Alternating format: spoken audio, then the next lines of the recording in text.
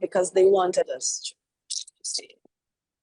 Absolutely. Well, thank you for that firsthand account. I am going to move over now to Ms. Francesca Albanese, who's the UN Special Rapporteur for the Palestinian, occupied Palestinian territories, to give us some remarks and legal analysis. Welcome, Francesca. Please, the floor is yours. Thank you. Can you hear me? Yes, we can hear you. Okay, thank you for inviting me. I really don't know how the people on the flotilla do, because whenever there is some critical moment, and I'm aware, I tend to follow them, and I follow them through the night, and at a certain point I collapse. I wake up after a few hours and they're still there.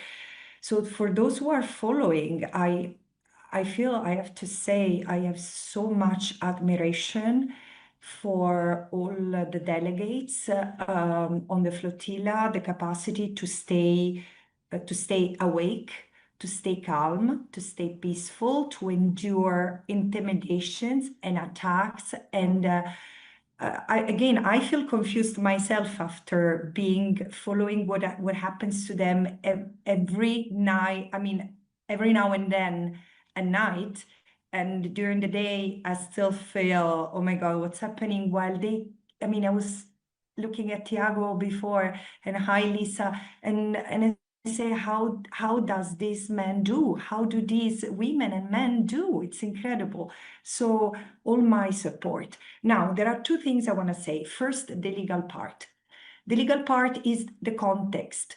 Gaza is unlawfully occupied territory, which has been for 17 years under blockade. So we have to recall that the flotilla has a long tradition now that started many, many years ago, and it has always been made of decent human beings trying to break the blockade, which was unlawful, because it has deliberately, it's a siege that the state of Israel has imposed on 2 million people trapped in the ghetto that was created in 1948 and has always been separated from the rest.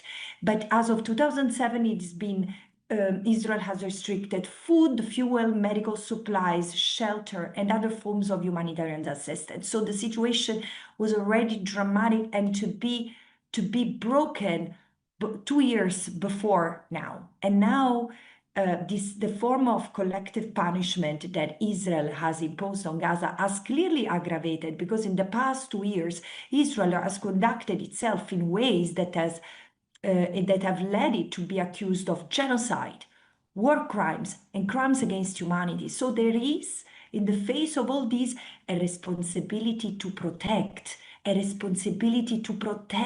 people of Gaza, the Palestinians in Gaza, from the international community. This is the general context. So there is an obligation to break the blockade, on top of not giving aid and assistance to Israel through commerce, trade weapons, etc. In the face of all this, what the flotilla, the Global Sumud Flotilla, is doing is absolutely legal, is grassroots humanitarianism, and Israel is obliged to immediately cease and desist from all threats of arms against the Global Sumud Flotilla and ensure that it carries out its mission to deliver humanitarian aid to civilians in Gaza without obstruction. But let's be clear here. Of course, we have no illusions, neither the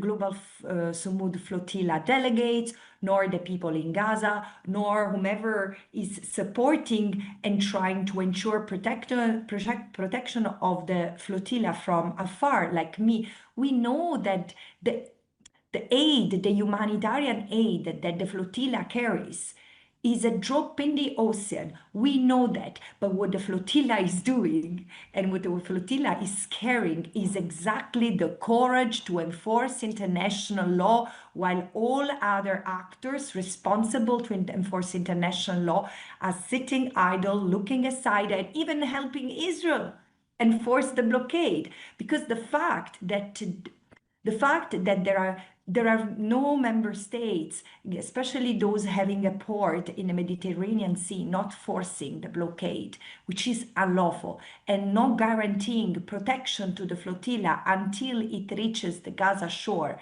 It's unbelievable and must face consequences. So if the flotilla were to be intercepted, this would be not just a collective punishment, an act of intimidation, a reprisal against humanitarian defenders, which is what Israel is already doing. It would be yet another violation of international law, the law of the sea, which prohibits interception, unlawful interceptions, and it would be an unlawful interception because Gaza waters are not under the legitimate authority of Israel. Full stop. This is not an area where Israel has sovereignty, and therefore it might constitute an aggression against the states whose flags have been used to accompany for the flotilla.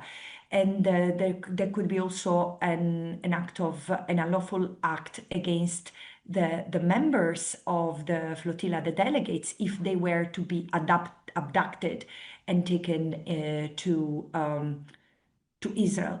Therefore, again, yet another unlawful act committed by Israel, and yet another unlawful act at least tolerated by member states. But what I want to say as a person, as an ordinary person who looks at what the flotilla is doing, I hear what some member states and others, including the government of my country, and I'm really sorry about that. As an Italian, I'm ashamed.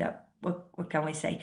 You are not threatening peace. It's the unlawful occupation, cum genocide, cum unextinguishable apartheid that is threatening peace, not just for the Palestinians and the Israelis, but for the entire region and for ourselves. You are challenging a system that is untenable, and it's something that needs to be challenged by all of us. And this is the kind of consciousness that you are bringing.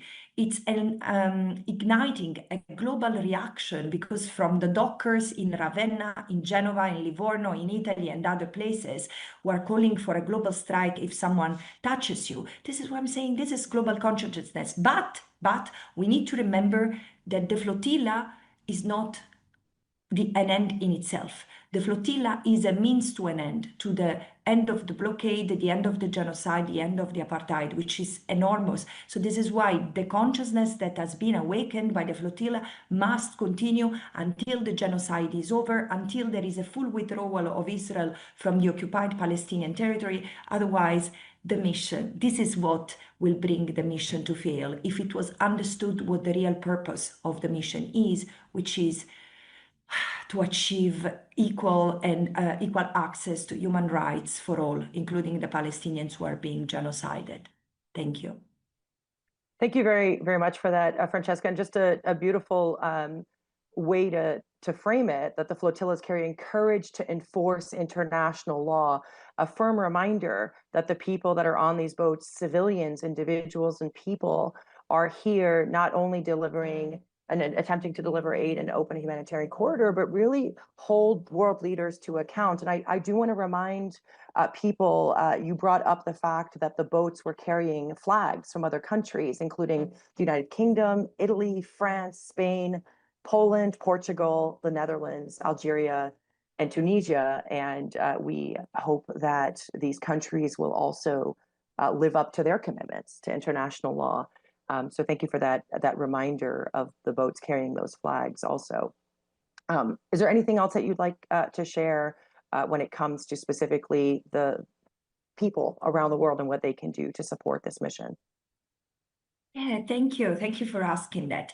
Well, I've seen recently, because I've been in ports, there is an awakening. There is an awakening that trading with Israel, carrying business as usual with Israel is not acceptable. Until and you know, this was completely unthinkable until a few months ago, where people were still at most distinguishing between settlement goods and the rest. But hey, my friends, it's Israel who's been accused of war crimes, crimes against humanity, and genocide. It's Israel which is killing dozens and dozens of Palestinians, including children, every day. Gaza is a slaughterhouse. How can we tolerate that? And you know, I often say, and it's painful what I'm going to say to hear for some, but the measure of the human misery that we have reached is in the dehumanization that we all make of the Palestinians. 20,000 children, 20,000 Palestinian children. Does it make an effect on you? No. Ask yourself if you heard 20,000 Israeli children, 20,000 Italian children, 20,000 American children, 20,000 French children. And this is the thing, these are children. And the fact that they are Palestinians is making them killable. What the flotilla stands against, and we must stand against altogether, is this, the dehumanization of the Palestinians. Therefore, people must continue to unite for this to end. This is not different than people trying to break the gates of a concentration camp 100 years ago, 80 years ago. It's unimaginable, but this is the miracle. This is the miracle that the flotilla and other grassroots humanitarian activities are doing. So keep on mobilizing, keep on mobilizing. Press your representatives wherever you are. Press your states that send a navy. This is a huge request that this is to be made with one voice across 450 million Europeans. Europe needs to send navies to break the blockade and also impose an immediate arms embargo and cutting all trades. And this is something that ordinary citizens can assure. You need to move the protest to the ports. The dockers cannot be left alone, because one port closes, another opens, and it's the dockers who pay. And we cannot afford this. This is how solidarity is broken. So all ports must be sealed to Israeli goods coming in and to any goods going to Israel, and especially weapons. And the last thing I wanted to say, activate lawyers. Jurists and lawyers in every country must mobilize to protect who defend the defenders, and there are many who are facing legal consequences for standing in solidarity with Palestine today, but also to go after governments, public institutions, and private entities who are complicit in this incredibly unlawful global design. Thank you very much, Francesca, for re-anchoring us in the purpose also of the flotilla as people head to inshallah, to break the siege on Gaza. That's a great segue into Lamis Deek, who is joining us. She's an international lawyer and also the Director of Legal Diplomatic Affairs for the PAL Commission. Welcome, Lamis, and I believe I see you somewhere. There you are. Welcome, Lamis. And if you could please help us unpack some of the legal context around the intimidation tactics and what occurred to the flotilla yesterday in international waters. Sure. I'm just sorry, I joined late and I'm without water and electricity where I'm at today. So there's going to be some background noise probably when I speak. I've had to come outside to get some reception. So thank you, everybody, first.